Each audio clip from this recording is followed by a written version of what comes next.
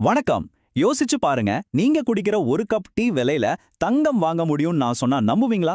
என்னது, டீ விலையில தங்கமான்னு ஆச்சரியமா இருக்கும்.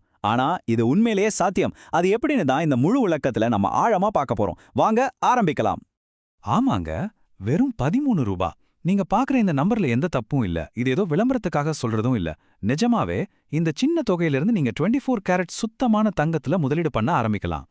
சோ, உங்க மனசுல வர முதல் கேள்வி இதுதான் இல்லையா? இவ்ளோ கம்மி விலையில எப்படி சுத்தமான தங்கம் வாங்க முடியும்? பதில் நிச்சயமா முடியும். அதுக்கு நமக்கு உதவுற ஒரு அற்புதமான முதலீட்டு கருவி தான் கோல்டு ETF. வாங்க, அது என்னன்னு இப்ப விரிவா பார்க்கலாம். ஓகே, அடுத்ததா நாம என்னென்ன விஷயங்கள் கத்துக்க போறோம்னு ஒரு சின்ன முன்னோட்டம். முதல்ல இந்த 13 ரூபாய் முதலீடு எப்படி வேலை செய்யுதுன்னு பார்ப்போம்.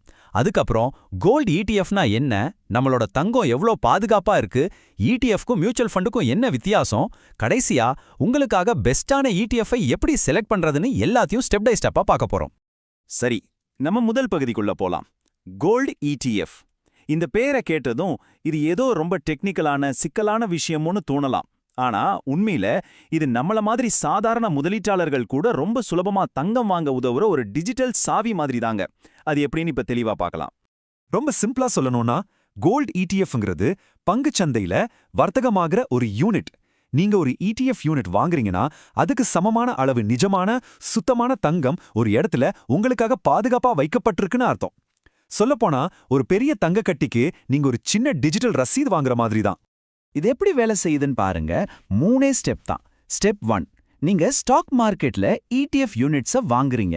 உடனே ஸ்டெப் 2, அந்த ஃபண்ட் கம்பெனி நீங்க கொடுத்த பணத்துக்கு ஈடான நிஜ தங்கத்தை வாங்குது.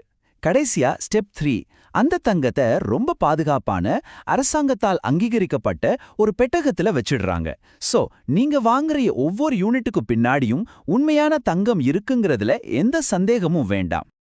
இந்த விஷயத்த நல்லா மனசுல வச்சுக்கோங்க. நீங்க 100 ரூபாய்க்கு கோல்டு ETF வாங்குறீங்கன்னா அதுக்கு அர்த்தம் 100 ரூபாய் மதிப்புள்ள சுத்தமான தங்கத்தை வாங்கிட்டீங்கன்னு தான். இதுல மறைமுக கட்டணமோ வேற எந்த குழப்பமோ இல்ல. நீங்க கொடுக்கிற பணத்துக்கு நேரடியா தங்கம் வாங்குறீங்க, அவ்வளோதான். சரி, அடுத்ததா ரொம்ப ரொம்ப முக்கியமான ஒரு கேள்வி. நம்ம பணம் போட்டு வாங்குற இந்த தங்கம் எவ்வளவு பாதுகாப்பானது? புதுசா முதலீடு பண்ற யாருக்குமே இந்த சந்தேகம் வரும். வாங்க அதை இப்ப தெளிவுபடுத்திக்கலாம். உங்களோட முதலீடு முழுமையா செபியோட கட்டுப்பாட்டுல இருக்கு. இது ஒரு முக்கியமான விஷயம். ஏன்னா ஒழுங்குபடுத்தப்படாத நிறைய டிஜிட்டல் கோல்டு திட்டங்கள் இருக்கு. ஆனா இது அப்படி இல்ல. ரெண்டாவது, இந்த ஃபண்டுகள் அவங்க கிட்ட இருக்கிற பணத்துல 95% கண்டிப்பா நிஜ தங்கத்துல தான் முதலீடு பண்ணணும்னு செபி ரூல்ஸ் இருக்கு. அது மட்டும் இல்ல, உங்க தங்கம் அந்த ஃபண்ட் கம்பெனி கிட்ட இல்லாம பேங்க் மாதிரி ஒரு தனிப்பட்ட பாதுகாவலர் கிட்ட இருக்கும்.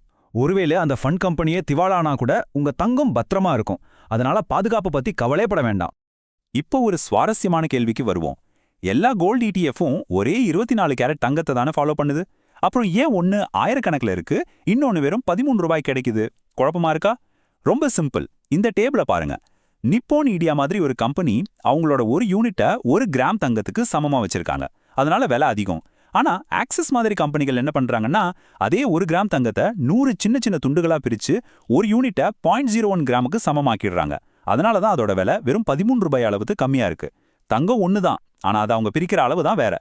சரி, இப்ப புதுசா முதலீடு பண்றவங்களுக்கு வர்ற ஒரு பொதுவான குழப்பம், கோல்டு ETF வாங்கலாமா இல்ல கோல்டு மியூச்சுவல் ஃபண்ட்ல முதலீடு பண்ணலாமா? எது பெஸ்ட்? வாங்க ரெண்டுக்கும் என்ன வித்தியாசம்னு ஒரு நேரடி ஒப்பீடு பார்த்து உங்க முடிவை சுலபமாக்கலாம். இங்க பாருங்க, ETF வாங்கணும்னா உங்களுக்கு கண்டிப்பா டிமேட் அக்கவுண்ட் வேணும். ஆனா மியூச்சுவல் ஃபண்டுக்கு அது தேவையில்லை. முக்கியமான வித்தியாசம் செலவு விகிதம், அதாவது எக்ஸ்பென்ஸ் ரேஷியோ. ETFக்கு இது ரொம்ப ரொம்ப கம்மி. ஆனா மியூச்சுவல் ஃபண்ட்ல அவங்க ETFல தான் முதலீடு பண்ணுவாங்க. அதுக்கு மேல அவங்களுக்கும் தனியா ஒரு ஃபீஸ் இருக்கும். அதனால செலவு அதிகம். இன்னொரு பெரிய பிளஸ் பாயிண்ட், ETF-ஐ நீங்க ஷேர் மார்க்கெட் நேரத்துல அப்போதைய விலையில உடனுக்குடனே வாங்கவும் முடியும், விற்கவும் முடியும். இது உங்க கண்ட்ரோல்ல இருக்கும். ஓகே, கோல்டு ETF பத்தி இப்ப நமக்கு ஒரு நல்ல ஐடியா கிடைச்சிருச்சு. அடுத்தலா ரொம்ப முக்கியமான பகுதிக்கு வந்திருக்கோம். மார்க்கெட்ல இத்தனை ETF இருக்கு, இதுல நமக்கு எது சரி எது பெஸ்ட்னு எப்படி கண்டுபிடிக்கிறது? அதுக்கு ஒரு சிம்பிளான செக்லிஸ்ட் இருக்கு. வாங்க அதை பார்க்கலாம். ஒரு நல்ல ETF-ஐ செலக்ட் பண்ண இந்த 3 விஷயத்தை மட்டும் கவனிச்சா போதும். 1, AUM, அதாவது அந்த ஃபண்ட்ல எவ்வளோ கோடி ரூபாய் முதலீடு செய்யப்பட்டிருக்கு. 1000 கோடிக்கு மேல இருந்தா நிறைய பேர் அதை நம்புறாங்கன்னு அர்த்தம். ரெண்டாவது, எக்ஸ்பென்ஸ் ரேஷியோ. இது நீங்க அந்த ஃபண்டுக்கு கொடுக்குற வருடாந்திர கட்டணம். இது எவ்வளோ கம்மியா இருக்கோ அவ்வளோ உங்களுக்கு லாபம். கடைசியா ட்ராக்கிங் எரர்.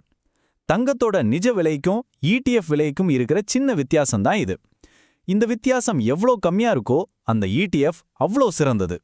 இப்ப யோசிச்சு பாருங்க, தங்கம் வாங்குறது இவ்ளோ சுலபமாவும் ஒரு டீ குடிக்கிற செலவுல சாத்தியமாவும் இருக்கும்போது உங்க போர்ட்ஃபோலியோல, அதாவது உங்க முதலீடு பட்டியல்ல தங்கத்துக்கு என்ன இடம் கொடுக்க போறீங்க? இது பத்தி நீங்க தான் முடிவு பண்ணணும். உங்களோட நிதி பயணத்துல அடுத்த கட்டத்துக்கு போக இது ஒரு சிறந்த வாய்ப்பு.